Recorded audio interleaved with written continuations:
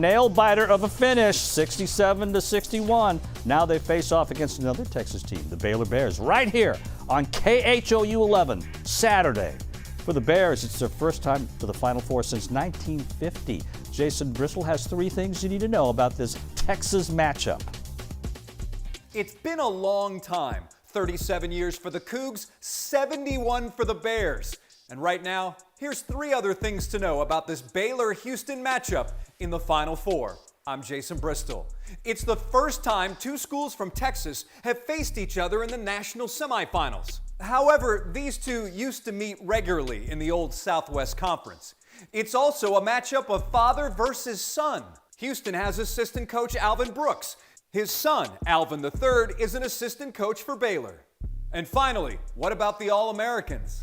Baylor leads that count 2-1. Jared Butler named first-team All-America, first player in school history to earn that title.